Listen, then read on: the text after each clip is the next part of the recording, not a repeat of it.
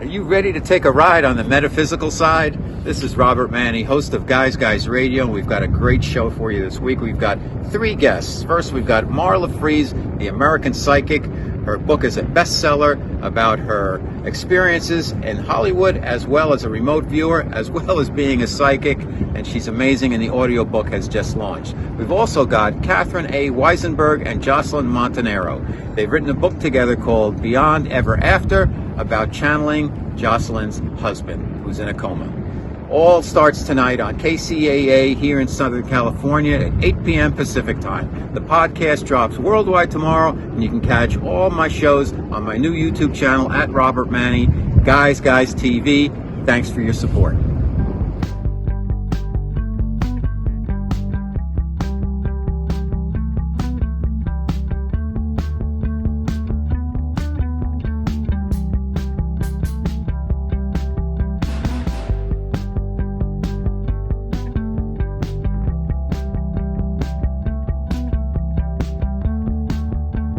It's Guy Radio. Here's your host, Robert Manni. Welcome to Guys Radio. This is your host, Robert Manni, welcoming you to the show where men and women can be at their best and everyone wins. Guys Radio. We're here to inform you, inspire you, empower you, and hopefully get you to think and feel and maybe even act with the stories that we bring you with our guests, their journeys, their experiences, things that are maybe, I don't want to say they're a little bit out of the ordinary, but they're special. They're extraordinary, if you will. And I bring them on the show to really help us to learn some information about different areas that we may not have had the time to think about, but things that could help us. And then it's up to you to determine what you want to use out of that information. So that's what we do here on Guys Radio. We've got a great show today. We're in the kind of metaphysical area, as often we do go to, and we've got 2 guests. The first is a very popular psychic. Her name is Marla Fries, and she is called the American Psychic, and she has a book, a very popular book called American Psychic, A Spiritual Journey from the Heartland to Hollywood to Heaven and Beyond. She's been an actress as well as a psychic medium. She's done remote viewing. She's worked for the government. She's just been all over the place, and she's highly respected. And now the audio version of her best-selling book, American Psychic, is now available, so we're going to talk about that. We've also got 2 other ladies on here, on the show, rather, that have written a book called Beyond Ever After. And Catherine A. Weissenberg is a psychic, and Jocelyn Montanaro went through an experience where her husband was dying of brain cancer, and she was in touch with Catherine, and they spoke with and communicated with, actually, Jocelyn's husband, Kevin, while he was going through the process of really dying. He was comatose, and they managed to keep in touch with him, keep the dialogue going, even though he was in that state. And it was very comforting to Jocelyn, and it also shows us that there are ways of communicating with people who may not be, in perfect health, if you will, or seemingly not all the way there. So that's what we're going to talk about on the show today. I'm excited about it because they're very interesting ladies, and they've got a lot to share with us. So what's going on? Well, here in Southern California, I've been here just about a year, and I think on my next show I'll get into some of the details about the differences between New York and living in San Diego, which are many. But right now we're going through a lot of. I think all of us are going through a lot of pressure. We've got the COVID still hanging around. We're heading into the fall. The weather's going to change. In a lot of areas, the whole outdoor eating thing is not going to be working in about a month from now because it's going to get cooler and it's going to get darker early. We've got a contentious election coming up. Here out west, we've got these wildfires, and it's been, at first I thought, oh, cloudy days. And then I'm like, wake up, dude. And I realized that this is smoke out there, and this has been going on for about a week now. I'm a runner. I can't go out and run with the smoke that's even down here in San Diego, and most of the fires are further north.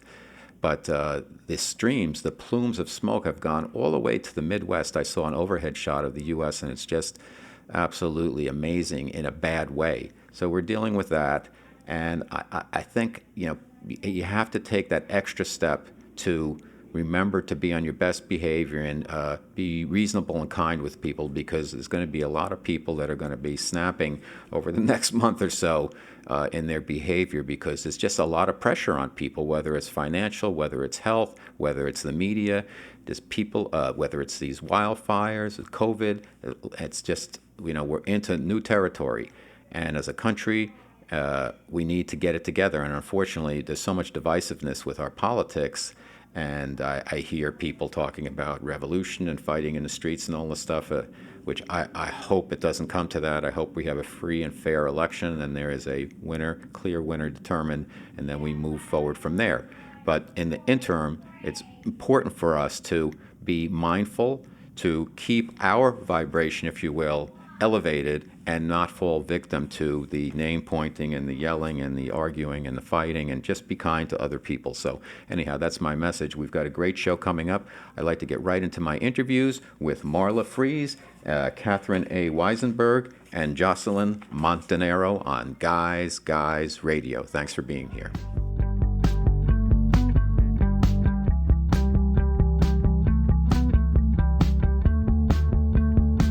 It's Guys Guy Radio.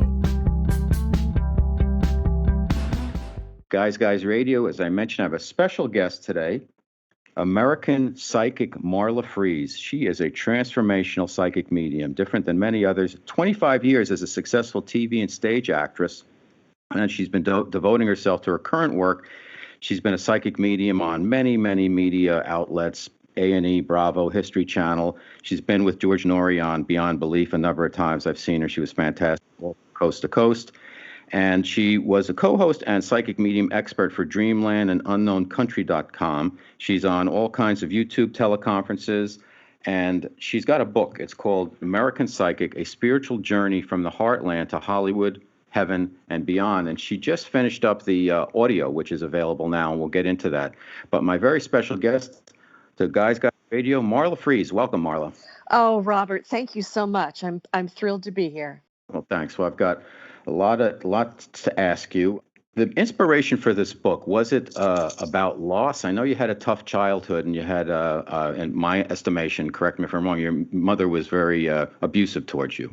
Yes. Well, actually, the inspiration to sit down and even write the book was more loss. I had just gone through a divorce. I guess I hadn't read, Guy's Guide to Love enough, but I did. It could lead to divorce. Well, in my case, yeah, I didn't get it. I didn't get the memo on that book, but right. I went through divorce, and in that there was a lot of loss. I mean, I lost my home, I lost my equity, I lost all of the things that we marry for love, including partnership. So in that loss, I lived someplace else. I had to reevaluate everything, but I had been telling stories, or I'd been writing stories about my life for a long time. And I had pulled together an idea for a book, but I never thought it would be a memoir. And it ended up being a memoir. And I luxuriated in really telling these incredible stories about how I moved through the trauma of my childhood into the drama of a former acting career, which I believed was very significant and healed part of my life, and then into the transformation.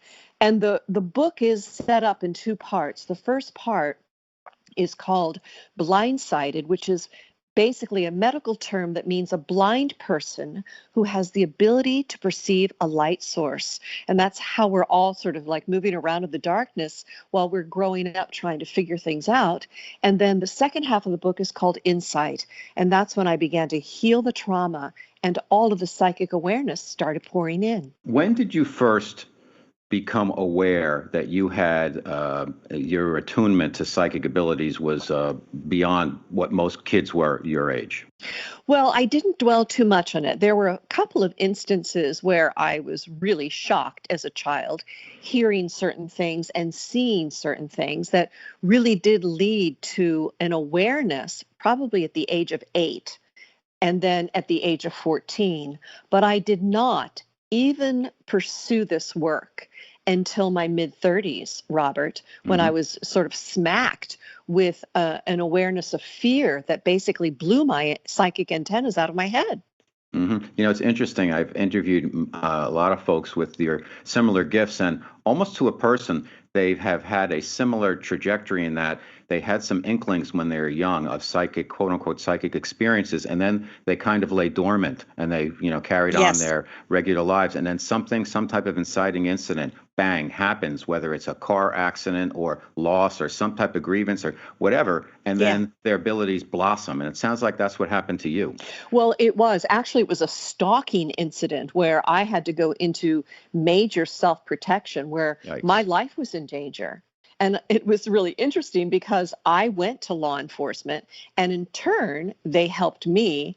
And I basically ended up working with law hmm enforcement on homicide cases. Wow, amazing journey. So once you realized that you did have these gifts, that they were more attuned than most folks, how did you feel about that? Did you feel like, oh, I have a responsibility to serve, or did you want to get away for it, or did you embrace it, or like this is cool, or what? Well, thank you. Thank you. That was a great trajectory, but my first reaction was, "Oh, I'm effing nuts." So I so I have to figure out a way to educate myself and get help.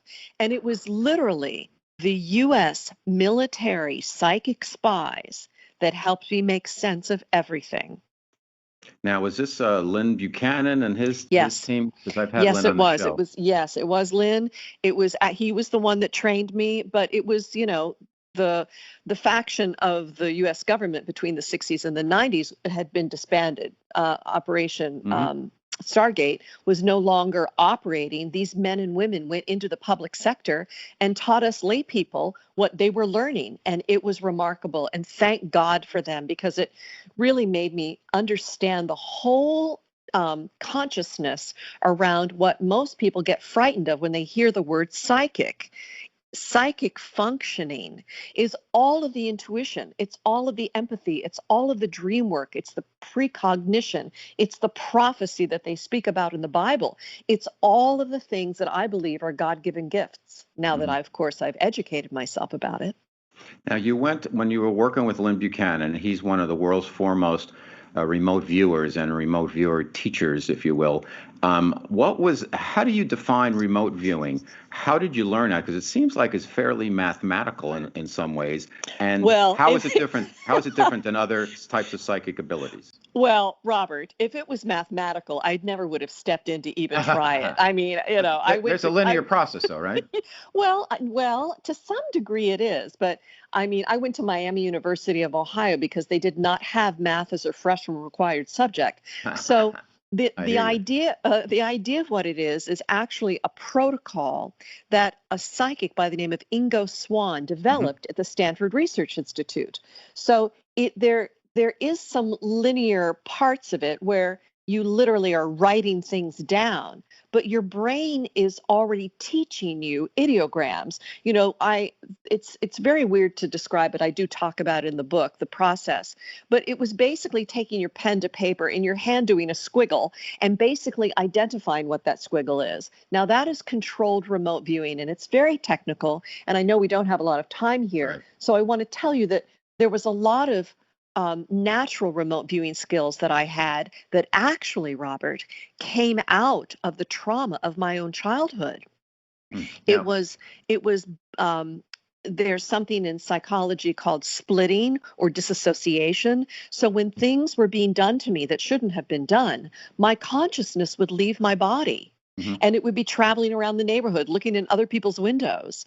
And when remote viewing started happening, I could go to a location and see things, whether it was a crime scene photo that was given to me or even the name of a victim or a perpetrator. There was something about my mind that would send me to those places and I could give details. Now, that is the natural remote viewing, and the controlled remote viewing is just a more technical way. Not math, but just more structured way of being able to access that part of of your subconscious than how I was flying around. So, do you think your background and training as an actress helps you in your psychic work and being able to kind of disassociate yourself with your persona, if you will, and let yourself go so you can astral travel or remote view or actually see into quote unquote the future or through certain situations? Well, there are a couple of things about this that I think is really important for your listeners. I think that acting, working as an actress for so long, acting really is about listening. It's about listening to the other character and then responding. And also the idea that we could take on a personality just by perhaps putting on a different pair of shoes or putting on a different dress. There's something that our body actually does innately with responding to the information that we're touching. So it is in listening, and I think that we are really having to do that in our world right now. We have to listen, and a lot of people don't want to listen to whether they think it's a truth or not truth. We have to find our way, and our intuitive nature will do everything it can to protect ourselves. So our bodies will often shut down to things that we think are threatening, when in fact, being curious is one of the key elements to being psychic. You also have to drop your idea of thinking that you know. I've just started this little course that I'm pulling together with Facebook friends, where I'm basically teaching people to start to think in a different way, because intuition is truly about making room for your heart. Your head has to make room for your heart.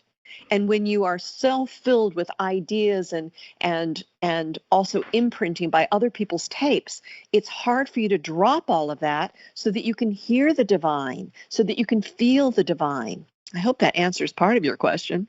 Absolutely. Guys Radio, your host, Robert Manni. Our special guest is American psychic Marla Fries. Her book is now out in audio, so check it out. And you do a wonderful job as a trained actress and having a lovely voice. The audio version is spectacular, so thank you for sharing that with us. Thank you. Let's see. The first part of your book is Blindside. The second part is Astral. So tell us about some of your adventures in astral traveling. When do you use it? When don't you use it? Do you know how to shut yourself up and off and on? And how does that all work? Okay, so let's just sort of get some vernacular going here about astral.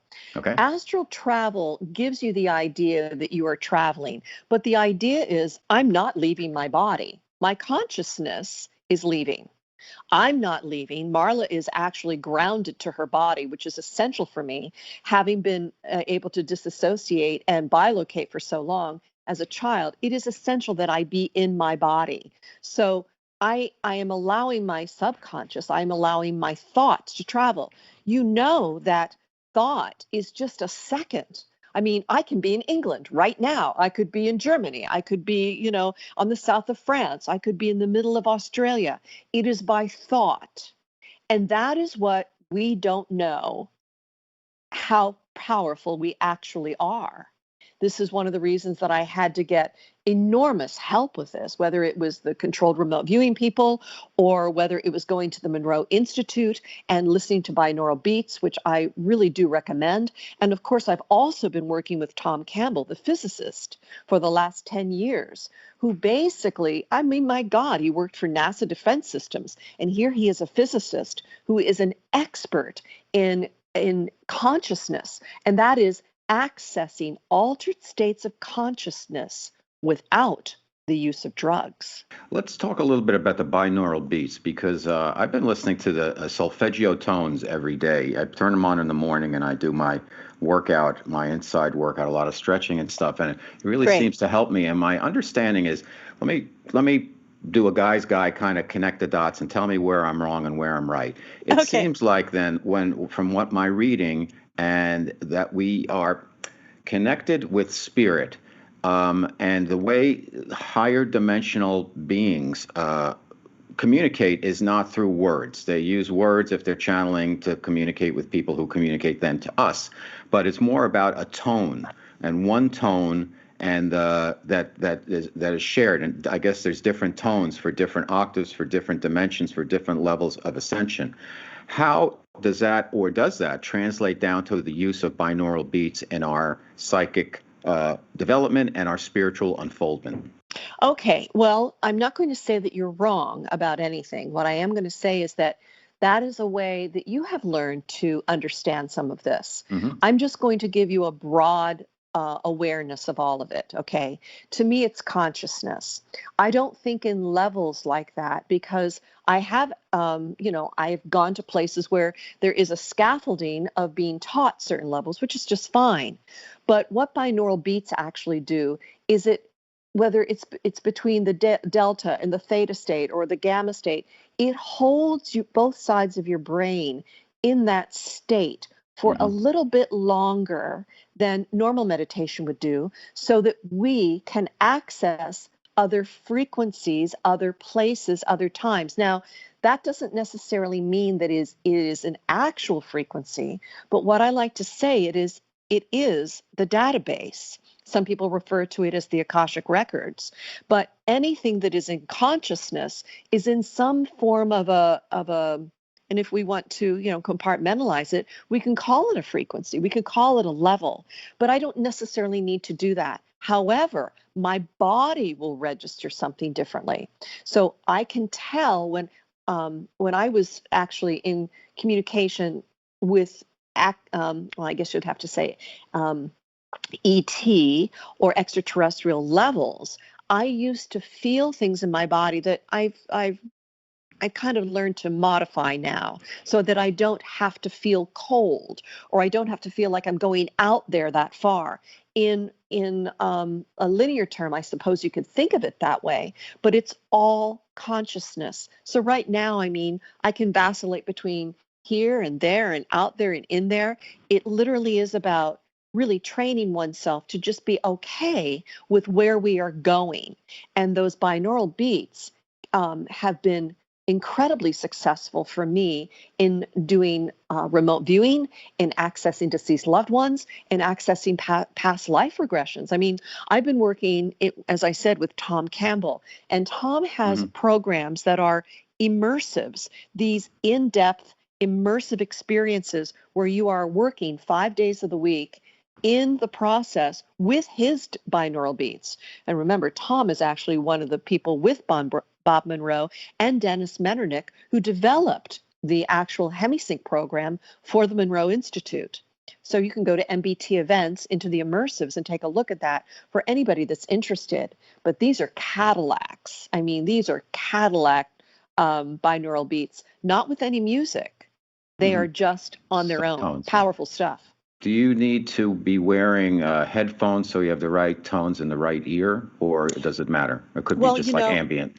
Well, I think that it's really crucial that you have you you don't use the noise canceling. You want to make sure that you can hear everything. So whether it's your great headset at home or even your earbuds, but it is important for you to be able to do that. And Robert, I think that you'll be doing this because I think that this would be really remarkable for your development. Well, I was going to ask you, so maybe we can just take a quick segue here. What do I, since you're psychic, what do I need to know right now? Okay, well, one of the things that is challenging is being in a new city like you are. You're getting some real benefits from being where you are with the sun and also the negative ions being in that area. But it's also that community, you now miss the community that you had in New York. The community is so essential, and we have to be part of a community. True. And it's hard in Southern California for us to socialize. And it's mostly the sun is shining most of the time, and we feel like we need to get out there. Well, we do, but we can't really be together. So what you're doing right now by connecting us all is crucial, and I want to thank you for doing that. Oh, my pleasure. I look at it as a service. It's something I need to be doing. So yes, it is. And I'm so pleased that people like yourself like to come on the show and share their knowledge. So what's your take on, if I might ask you some questions about what's going on now, from a psychic standpoint, your connection with spirit, what's going on with the COVID? What's that all about? Because I've heard a lot of different versions of this. Well, okay, so I am not one that is a conspiracy theorist. Even though I have been involved in all factions of paranormal, I'm very pragmatic and I'm practical. And consciousness or spirit reveals things in this most unique, intelligent way. You know, I could hearken it back to the New and Old Testament. plagues, etc., and ongoing rapture. I could speak to you in that way, but I really do think that it is a calling for us to rectify this sort of lower consciousness order to a different way of resonating. Um, there is corruption in our society on many levels. This has been going on since even before, I don't know, the Greeks, the whatever, all of that kind of carnal, strange consciousness of debauchery has been happening for a long time. And it is up to us to, even in Hollywood, the idea of any kind of movies. I was talking about, 50 Shades of Grey. We don't want to be teaching our children that sexual satisfaction is through asphyxiation. Right. We don't want to be teaching our young men that women like to be beaten. We don't want to keep putting that kind of narrative into the consciousness, or we're going to continue to have more problems.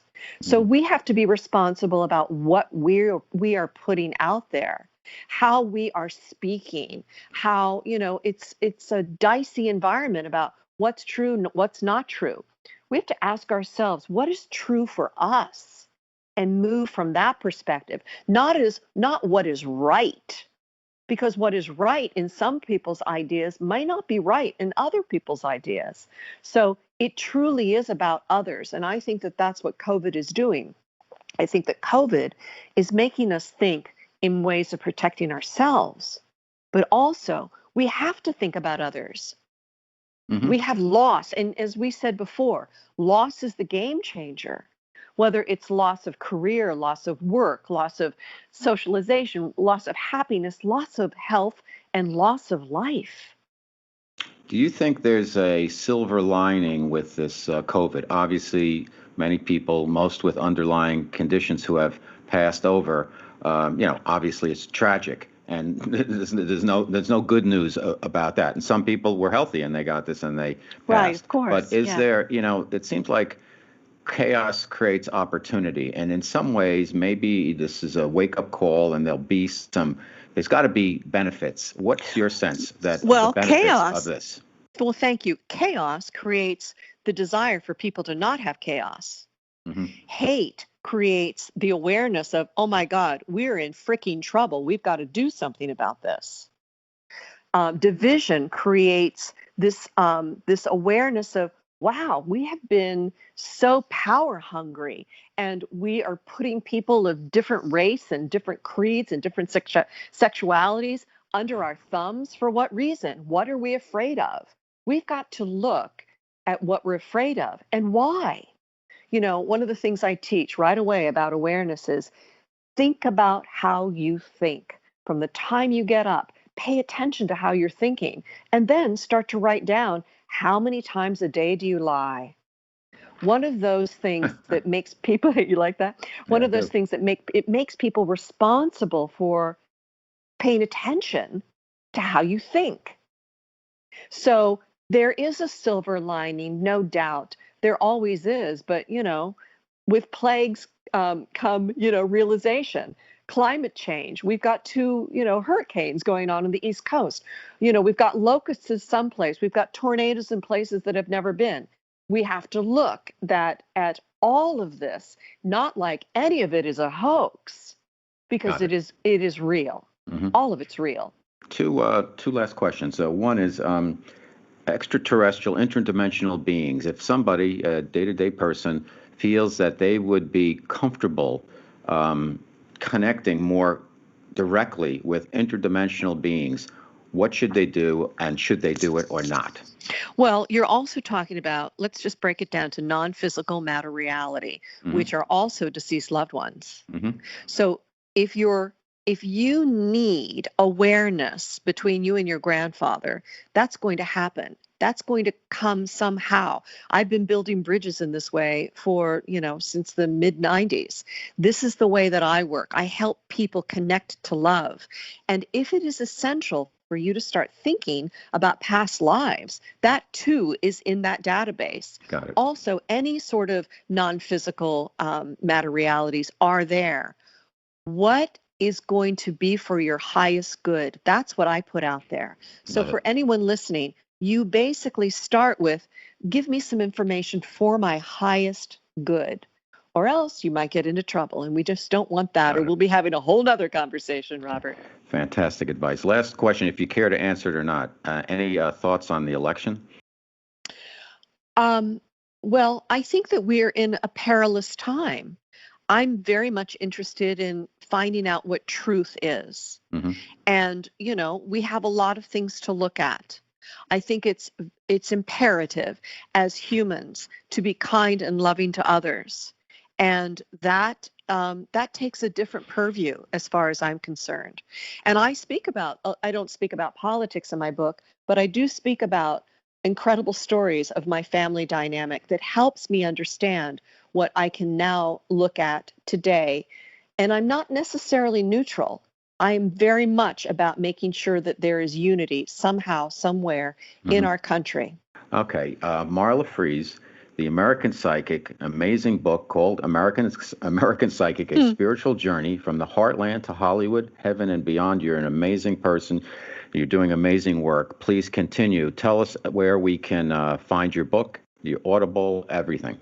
Well, AmericanPsychicBook.com has all information about the book itself, and also it's up on Amazon, Barnes & Noble, Simon & Schuster.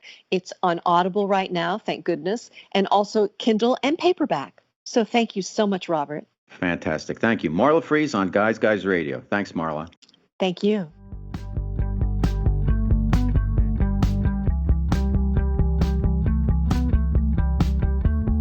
It's Guys Guy Radio.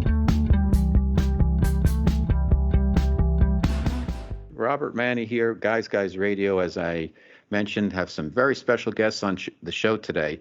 This is a different one. I've got two folks. Let me tell you a little bit about their story. Basically, Jocelyn Montanaro. She's a lady who is from New York, lives in California. I'll tell you a little bit more about her in a moment. But basically, what happened was her husband went into a coma, and she managed to continue.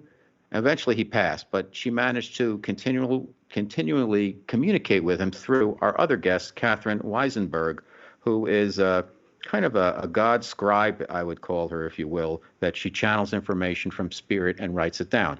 So they have an amazing story about how they got together and how they worked with Jocelyn's late husband, Kevin.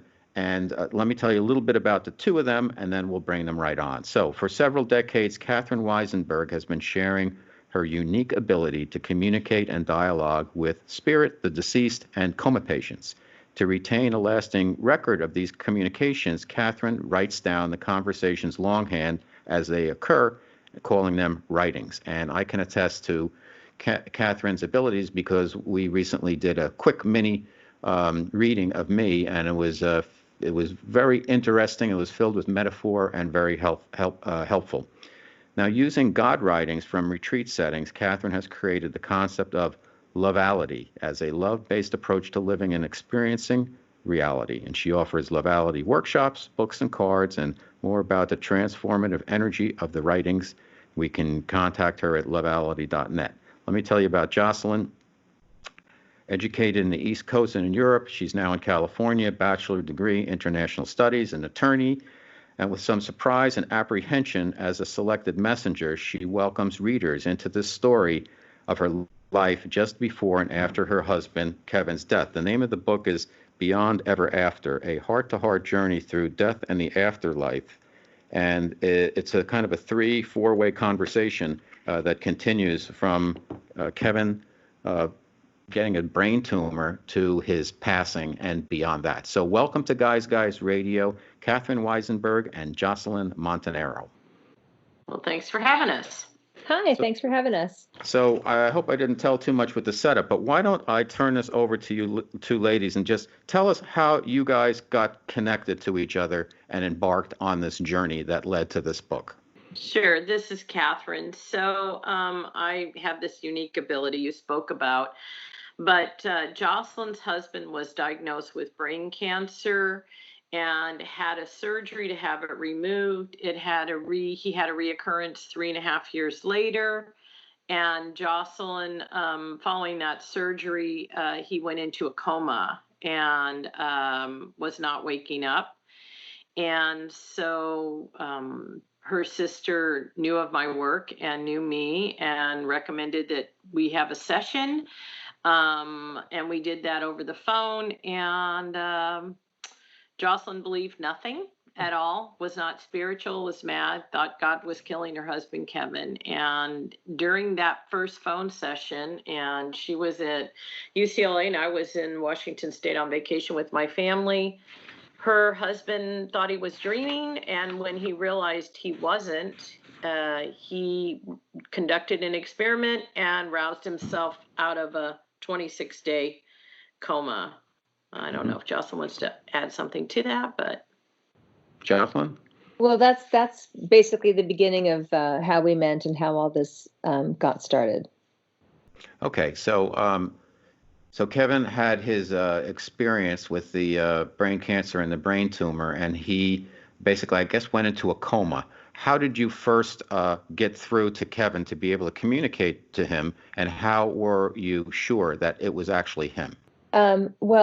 When Catherine does a writing, as you know, you said you've had one, we were over the phone, so I just heard her writing furiously fast, and then she stops and she reads what she wrote, and the writings always start with a God introduction, which kind of lays out, it's kind of a preview about what's coming. And then she said, I hear a man's voice, and I said, who is it? And then she says, relaying what she's, the information she's receiving. So when I say he says, it's all through Catherine.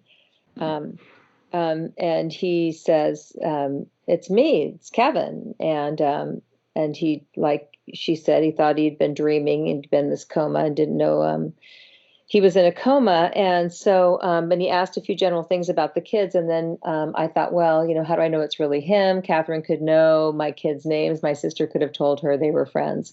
And so I asked him a test question, which was, what's the last thing you remember? And he told me something so specific, I knew I was talking to him, which was that when he was getting wheeled into surgery, he reached up and took the surgeon's hand and thanked her for doing it.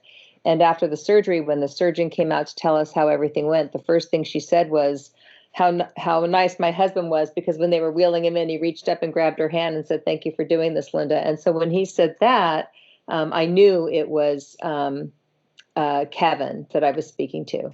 During that process of your husband being in a coma and you're contacting him, did you notice a shift in his attitude and perspective as he started to see the reality of his situation and where he was inevitably headed? Well, he always had the same attitude and perspective, which was that, he was a very spiritual, religious man, had a tremendous amount of faith. It was really the kind of cornerstone of who he was. And he wasn't concerned at all about, where he was going and what was going to happen to him and his whole experience. He was just concerned about us. So he didn't have a shift in his perspective about what was happening. I was the one that ultimately had the shift. Mm-hmm.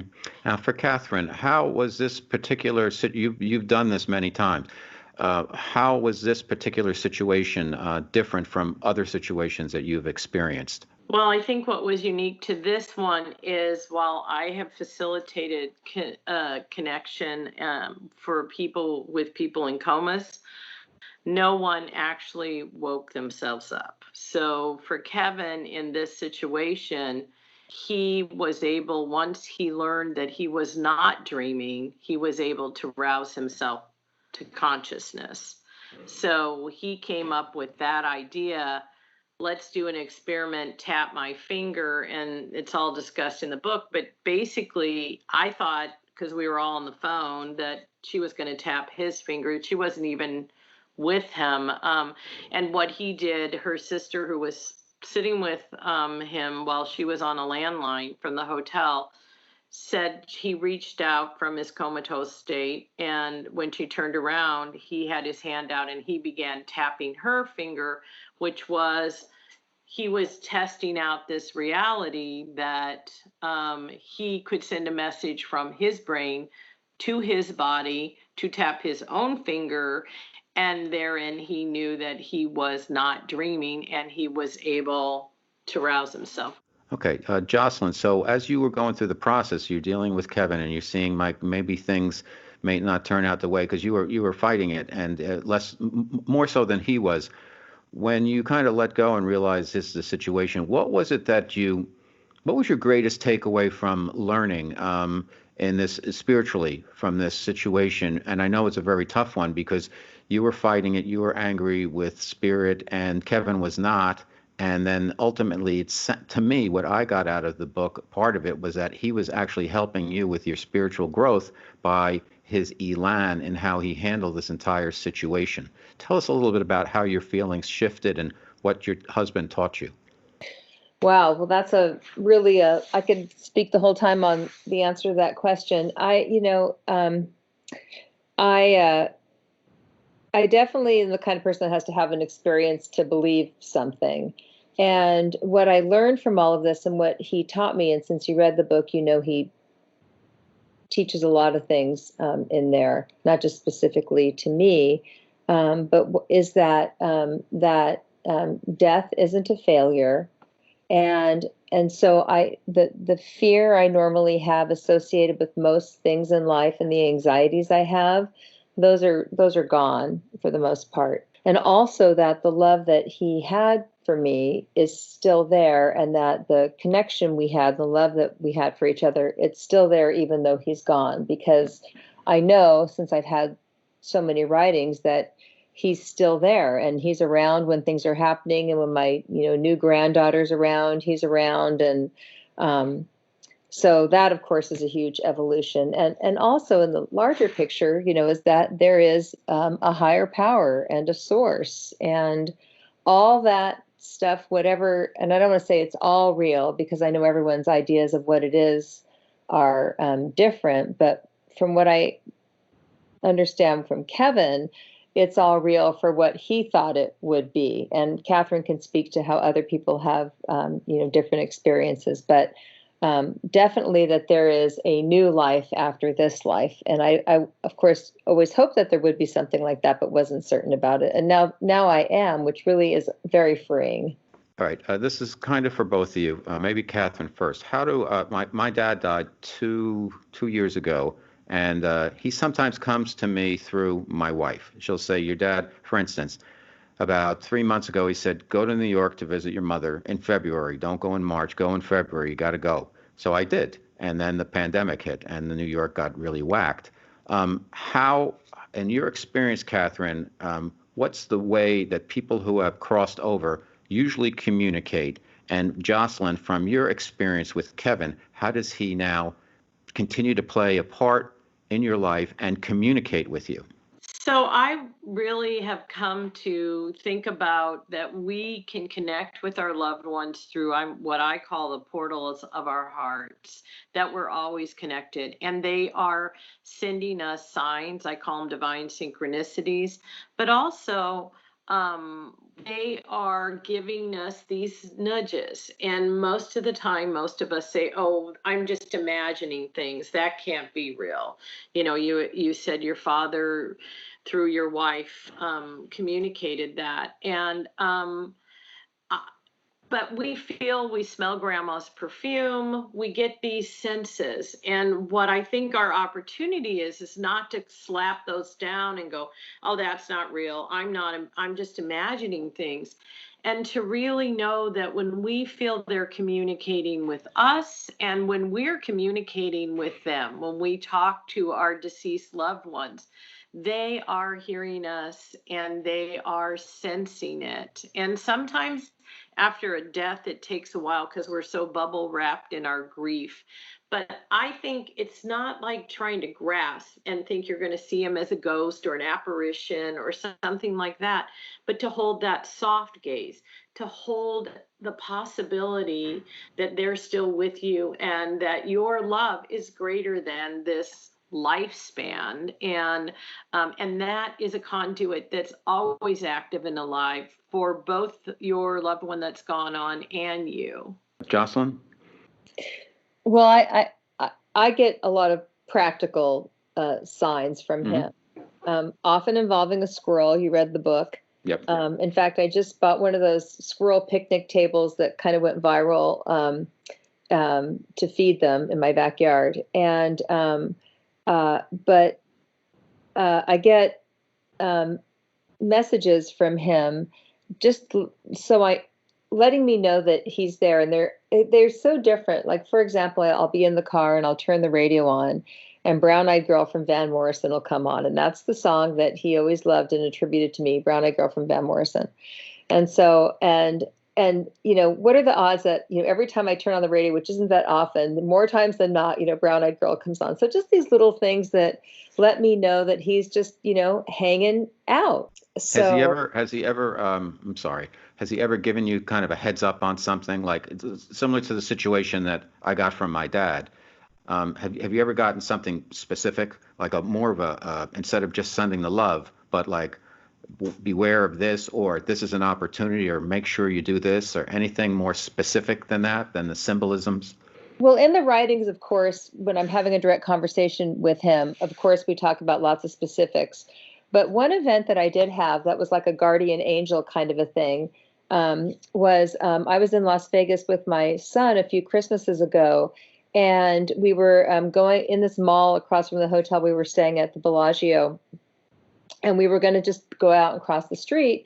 And right before we were leaving the mall, this guy comes up and stops me and kind of grabs my arm and tries to sell me this head massager thing. And I kept saying, no, no, no, no, no. And he was really overly aggressive about it. Until finally my, 16-year-old kid comes and said, hey, let go of my mom's arm, and we go outside. And right when we go outside, we see all these people start falling on the ground, because it was that Christmas when that woman who had mental health issues plowed through the sidewalk on Las Vegas and killed all these people. And right when we walked out the door, she had just plowed through right in the crosswalk where we would have been standing, if. And so the next writing I had, the first thing he said was that he gets these like warnings, these alarms if something's going to happen. And so he, was able to kind of intercede and stop us from being in that sidewalk, right when that was going to happen. Okay. I would have been there if that had been for that. Jocelyn, last question for you. How has this experience changed the trajectory of your life? Okay, you had the connection with Kevin, you became more spiritual, more of a believer. Going forward, you still have some contact with him.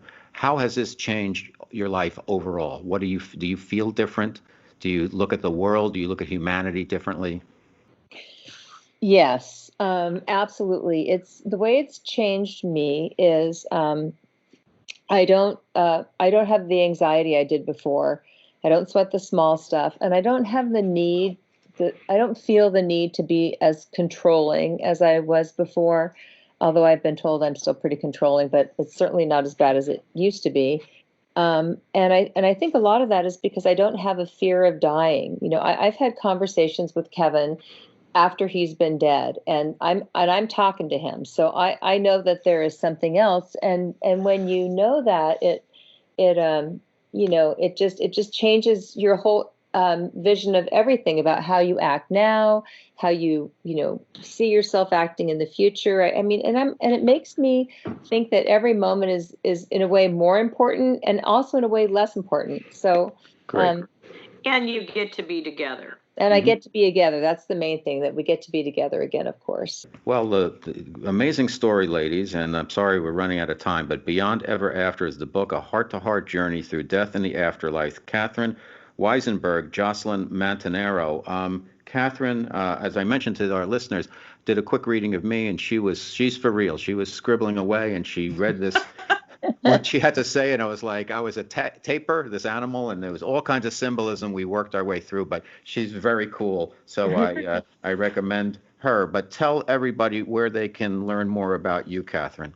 Well, you should go to our website, which is beyondever.com. and our books there. And we have found since writing this book that people are all having experiences that they don't talk about with other people.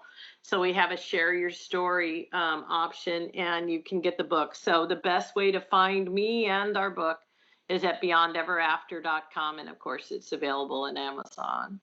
Okay, well, listen, thank you so much, ladies. Thank you, Catherine. Thank you, Jocelyn. Amazing story.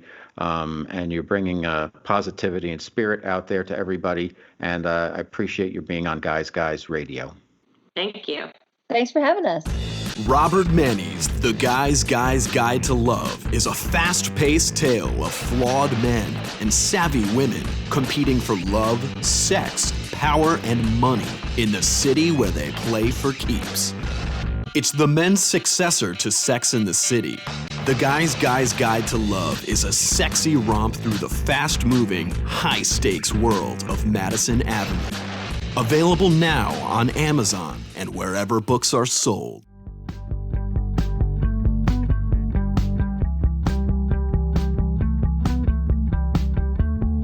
It's Guy Radio.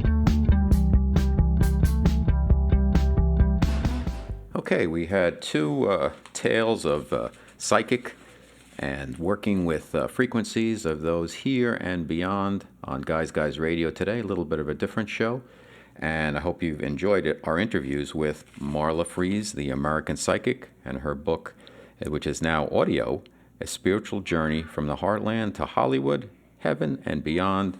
Really terrific stuff. And also the two other ladies that we talked to today, Catherine A. Weissenberg and Jocelyn Montanaro, and the book Beyond Ever After, about helping Catherine's psychic gift, helping Jocelyn to communicate with her husband during his transition time of leaving this world because of brain cancer, and how she managed to keep in touch with him even when he was in kind of a coma state.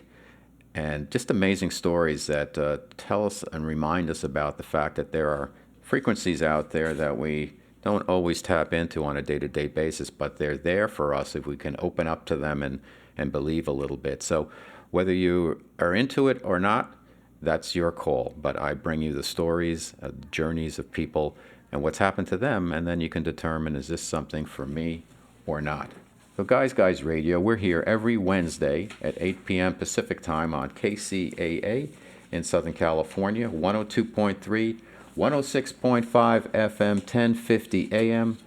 The rebroadcast is every Sunday at 6 p.m. Pacific Time, and we're also dropping the podcast and our YouTube show version of the show every Thursday, first thing on Thursday. So you can catch us on podcasts everywhere that you consume them, whether it be Apple Podcasts, Google, Spotify, iHeart. We're basically everywhere. And now we have a new YouTube channel. Look up Robert Manni, Manni, and then it's called Guys TV, and we call it The Best of Robert Manni. On there is, and The Best of Guys Radio is a selection of most of our shows from our time at KCAA. And slowly but surely, we're going to be moving to all video for the YouTube. But for right now, we've got the shows there. We've got some promos in video, and then we've got the show in the audio stage. I know so many people love YouTube and love to consume there, so we're going to make sure we get the video up and running shortly on that. You can also check out my work at my website, robertmanni, manni.com. You can download 3 free chapters of my novel, The Guy's Guide to Love, about 2 dudes in advertising competing for love, sex, power, and money in the market where they play for keeps. Strong women, flawed men make up the book. And it's a rom-com, it's a romp, and it's been called by iconic writer Dan Wakefield, it's been called the male successor to Sex and the City. So I hope you can check that out. And I hope you listen to us on here on KCAA or the podcast or wherever you consume your media, because we're here for you. We're here to bring you information to help you think, feel, and maybe even act and look beyond that fence in your backyard as to what is new out there. Guys Radio. So thanks for joining me today. Thank you to my listeners. Thank you to my guests. We'll see you next week. And as I always like to say, Guys, finish first.